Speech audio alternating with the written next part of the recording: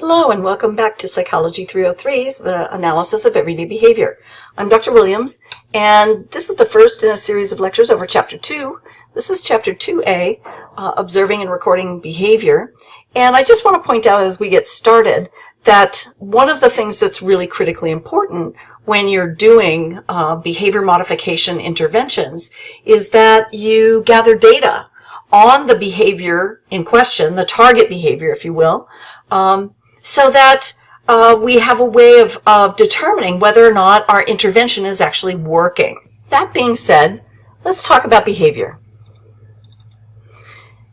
Remember how important it is to clearly define the behaviors that we're interested in modifying.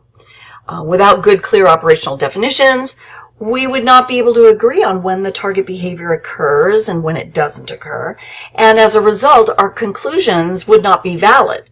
So the first task of every intervention is to observe the behavior or behaviors of interest and develop clear definitions before we go on to the measurement and treatment of that behavior or those behaviors.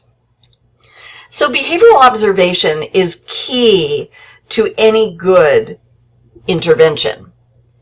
The process of measuring behavior should occur in the natural context where the behavior happens. And when we do that, when we measure behavior as it occurs in its natural context, it provides us with information about important dimensions of the behavior. It can help correct misperceptions that caregivers may have. It can help determine existing contingencies. It can help determine what might be underlying the behavior, why it's occurring. And a complete assessment can help you develop an effective intervention. So you always measure before and after treatment so that you can assess treatment efficacy, either before and after or before and during treatment.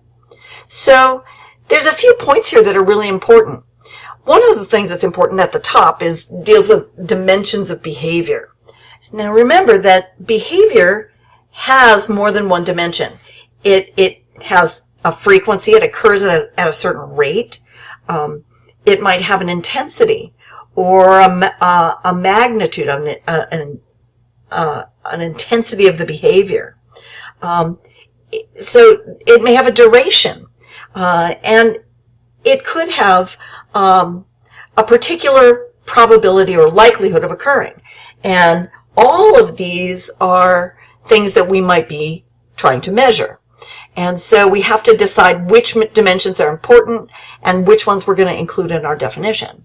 So what does it look like? How do we know that it's happened? And then how are we going to go about measuring it? All of those are really important aspects. It's also important to, you're going to get information from caregivers, parents, teachers, whoever may be involved with this individual. And their reports may have some valid information in it, but they could also include a lot of misperceptions. Having worked in the school settings, I am familiar with teachers who pass on information about each child, and when they pass on information about a child being a problem child, it kind of sets the stage for the child to become a problem child the next year. Because when a child goes from the third grade to the fourth grade, if the third grade teacher tells the fourth grade teacher that little Mary is a problem child and has lots of problem behaviors, that fourth grade teacher is now sensitized and watching for those behaviors. And so you get kind of this self-fulfilling prophecy. And so we have to be very careful. The nice thing about going in and doing direct behavioral observation is that you can determine how much of a caregiver's perspective is accurate and maybe where it's not accurate. And that can help correct some of those misperceptions. Part of the goal of our observation is to identify why a behavior is happening, what's prompting it, and what are the consequences, or what happens after the behavior that may be maintaining it. The more complete your assessment is, the better your intervention will be. And then, of course, we're going to measure before and either during or after treatment. So, types of observations. You're going to have to decide how you're going to conduct your systematic observations of this problem behavior. as it occurs in the natural setting.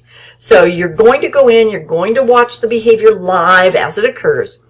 But the first decision you have to make is whether or not your observations will be intrusive or unobtrusive.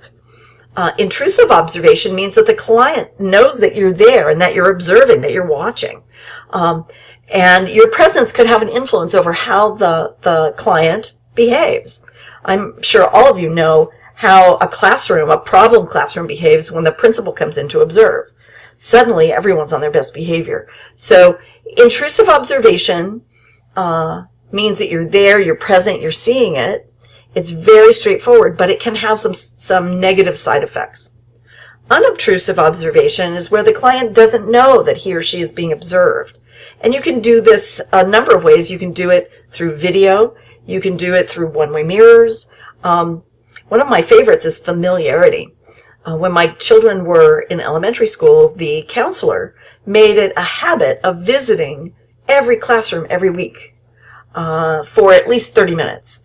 And sometimes she would interact with the children. Sometimes she would just sit and observe. She might talk to the teacher. But she became a pretty regular fixture in the classroom. And so when she needed to do an observation on a particular child, it was very easy to disguise it in terms of just coming in and doing something in the classroom.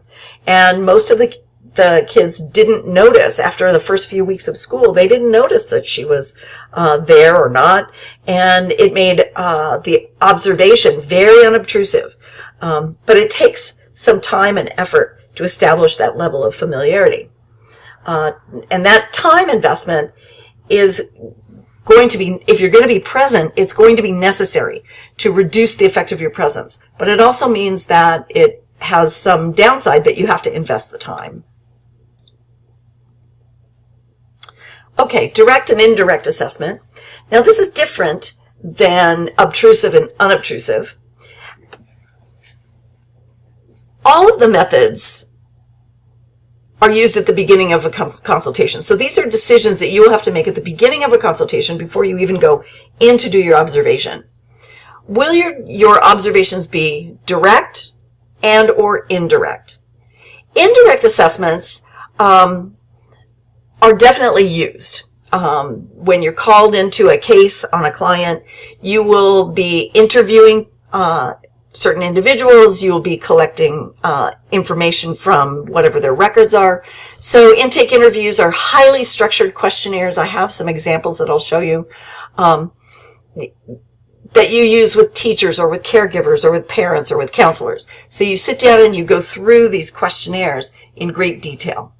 And they ask very pointed questions and ask for very specific kinds of information.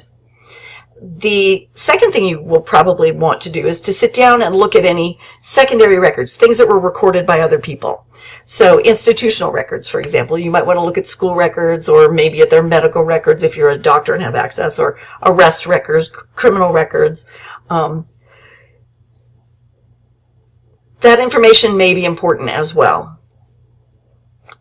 And then there are direct assessments where you will be going in and observing, and you'll be taking observational field notes. You'll actually be observing the behavior as it occurs and writing a narrative or a shorthand version of what's going on during these direct observation periods. Initially, it might be very freehand, very narrative, but as your operational definitions develop, you'll be creating data collection sheets to write down information about what's happening both immediately before and immediately after the behavior occurs.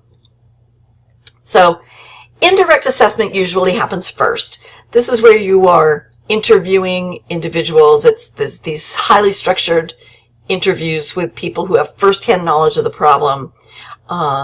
And it may include a review of these relevant records. Direct assessment is going to be based on direct observation of the behavior as it occurs. You can either observe it live, or you can have it recorded and then go back and observe the recording. But the observer needs to be close enough, or the camera needs to be close enough, to be able to see and hear the behavior and the events that are occurring around the client. That's important because we want to know what happens before and what happens after. And so we need to be able to see and hear those events. And so a list of specific behaviors is then developed. Typically, we name those behaviors and then we define them operationally. And what we mean by operationally is literally how they occur. So, for example, you might be asked to observe a child for aggression. This child may have aggression problems. And so that's a broad category. That's a huge category. So the behaviors that you might need to name and then define very clearly might include things like kicking, screaming, hitting, spitting, and each one of those behaviors needs to be defined. So, for example, kicking others, kicking objects. You may need to decide whether those are two categories or one. Hitting, spitting on the floor, spitting on other people. So you need to be very, very clear about what is involved in each behavior so that when it occurs, you and I can look at each other and say, yep, that was spitting at others, and agree that that's what's happening. Where are you going to observe? This is also a decision you need to make. Natural settings are the places where behavior usually occurs most of the time in a client's life. So if you have a problem behavior, does it happen in the classroom? Does it happen at home? Is it on the playground? Is it around others or when they're alone? So if you do this in their natural setting, it means you are going to travel to that site to observe them. Analog settings are more often located in labs or clinics or hospitals or at universities. They're really good for behaviors that occur in lots of locations. So if it's a kind of pervasive behavior like verbal behavior or like swearing or hitting and kicking other people, and it happens in lots of places. And you can take these artificial settings and sort of tailor them to look like natural settings. So you can make it look like a classroom or look like a playroom or an office to kind of simulate a realistic setting. And the behavior may be influenced by the new setting or the observers. This is called subject reactivity, and may require a little bit of habituation. So you may need to have the clients come in more than once so that they sort of acclimate to the environment and get used to it.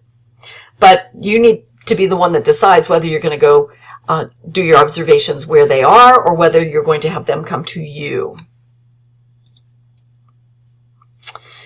Now, observation periods, naturalistic observation periods, have to occur at a time when the behavior is most likely to occur. So if this aggressive behavior tends to happen right before nap time at a preschool, say you have aggression right before nap time, then your convenience is really not very important. If that's when the behavior happens, that's when you need to go. You need to go when the problem tends to occur.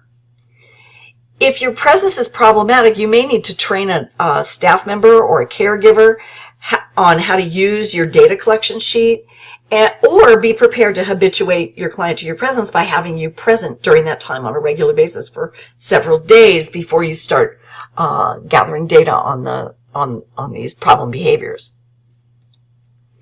Now, when it comes to direct and indirect assessment, direct assessment is best. It's preferred, and in behavior analysis, it's basically required. We don't rely on secondary information. Those indirect assessments that are based on people's reports and filling out questionnaires is valuable, but it is not considered primary evidence of the behavior. You really can only get that if you observe the behavior yourself. It's more accurate, that's for sure. Direct assessment is completely accurate if you have the behavior well defined than indirect assessment. Indirect assessment, it's going through the filters of the individuals who you're interviewing. And context can have a huge impact. Context can be very important. So what's going on around them may be super important. And if all you take are reports of the problem behavior from a teacher, for example, you're not getting what happens immediately before or immediately after unless the teacher's been paying attention to those things. You don't have to rely on memory because you're right there taking notes immediately as the behavior occurs. Reports by others can be incomplete, they can be inaccurate, they can be biased, and so by observing directly, you avoid all of that. Also, others may rely on labels and not on behavioral definitions. So they might say, oh, he's so aggressive. Well, what do you mean by that? Well, he's always hitting and kicking and spitting on people. And you'll be like, well, can you tell me exactly how that happens? They're like, no, it's just, that's the way he is. And if that's true, he throws a tantrum at the smallest thing. So we're not really getting the detailed analysis that we really want. When you say he throws a tantrum is a label, not a behavior. And it's not clearly defined. Some children during tantrums will scream and kick and hit, and others will go quietly into the corner and pout. And so they're very different. And when you don't have a clear definition, it doesn't facilitate measurement and it doesn't facilitate agreement. So we need to be very clear that we need direct assessment and operational definitions. Labels are often used by lay people. They use them to lump lots of different kinds of behaviors into a broad category. And for our general communication purposes, they work okay. But when it comes to behavioral modification, labels are ambiguous. They can often infer wrong explanations of the behavior, and they can lead to misconceptions about the behavior and about the subject. They're simply too broad for a clear operational definition. Observers may not have the same ideas about what specific behaviors are included in a label. So if you say, what would you include in tantrums and what would you exclude? What about cheating? What constitutes cheating versus that's not really cheating? And what does it mean to be mean? What exactly is a mean girl? How would you define that? One of my favorites is playground aggression. Most of us would agree on a lot of things associated with playground aggression. Pushing, shoving. But there's a lot of pushing and shoving and my favorite, shouting. The difference between shouting at someone and shouting to someone is very different. And so playful pushing versus aggressive pushing. Even playful yelling and shouting versus aggressive yelling and shouting. These are our problems with labels. We need to really define what we mean and say what counts and what doesn't when we're defining these broad categories and the behaviors in them. Once we get a big category like, okay, so we're looking for aggressive behaviors, it's important to take each separate behavior within that big label and make sure that it's clearly defined. Use action verbs. Actions that the client does that are observable and measurable.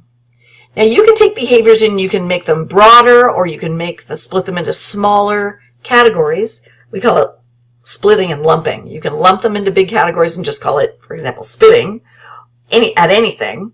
Or maybe it's important to distinguish between spitting on the ground, spitting at objects, and spitting at people. Maybe even the parts of the body might be important. So sometimes a behavior as simple as spitting can be broken down into many different kinds of behaviors. So you might have spitting at the teacher, where the student spits at or on the teacher. Spitting at another student, where they do that to or on another student. There might be solitary spitting or spitting on objects. So trying to be very clear how many of those behaviors, and do you want to count them separately or do you want to lump them all together? And that it just depends on the situation for each client. Ultimately, your goal is to build a behavioral catalog that can be used to conduct what's called a functional assessment. And we'll talk about that in a minute, a little bit later. But in this case, the broad category is aggression. And I might say that I need to break them down for this particular client. These aggressive behaviors appear in 3 contexts at school. They happen in the classroom, they happen in the playground, they happen in the lunchroom. And in each of those locations, the behaviors are different. So I might split them initially by location. And then within each category, I might go in and define specifically individual behaviors within each category so that they are physically defined in terms of their physical appearance. So what do you actually see happening? And describe it in a way that anyone watching would agree with you that it has or has not occurred at any given moment. And we call this inter-observer agreement. So when you have two observers sitting at the same time watching the same behaviors, do they agree on what they're seeing or do they disagree? If they're disagreeing, then there's a problem with your operational definition. All right. Social validation. All intervention specialists check their definitions with knowledgeable others. People who know the client and know the behavior well, people who are exposed to it. These may be the very people that you interviewed at the beginning, and then you go back and you want to confirm the operational definitions. Do these look accurate? Are these the kinds of behaviors the individual engages in? It also, this process of social validation helps to establish rapport with these individuals so that they come to trust you when you say, I need your help. I need you to help me figure out whether or not my definitions are accurate. Can you give me more information? Is there anything I'm missing? It also allows you to revisit behaviors that don't produce agreement. So when you've been watching and they have their report and you have yours and they don't agree, it allows you to discuss why you're disagreeing, and it's very possible that their definitions may be just intuitive, whereas yours are based on simple data. And so, you can ask them to, can you just define that form of aggression that I'm not seeing? How am I going to know when I see that behavior happening, if it's really a real thing?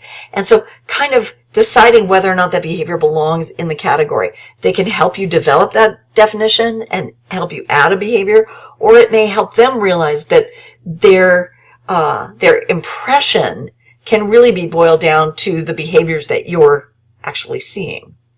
And it allows you to gain consensus before you move forward. So if the goal is to develop an intervention to change the behavior, then you're going to need to develop specific data collection instruments. You're going to have to gather some baseline data. You're going to have a lot of work before you get there. And so social validation at the point of operational definitions is a great place to gain consensus with these people, both about what you're seeing and what you're measuring, but also about maybe what your goals are and what your targets will be. So, very important phase of your intervention. There's also, once you have your definitions fairly well set, you may want to bring an assistant or two on board to help you check to make sure that your definitions are really thorough. So what you do is you bring in others. They could either be the teacher or the parent or a caregiver, or it could be a research associate or another student, for example. And you have them learn the definitions. And then you have your trained observers view the same events and identify whether or not the behaviors occurred or not. And you can do this informally with a video of the event where you can discuss the occurrence and the non-occurrence, and places where you disagree so that you can determine why you're disagreeing and how the definitions could be improved. Or you can do it more formally after you develop some data collection instruments. But at this point, you can then move on and develop those data collection forms and begin the process of moving forward in your intervention. So I'm going to stop here. That's the end of Chapter 2A, and I'll see you back for Chapter 2B. Have a great day, and we'll see you soon.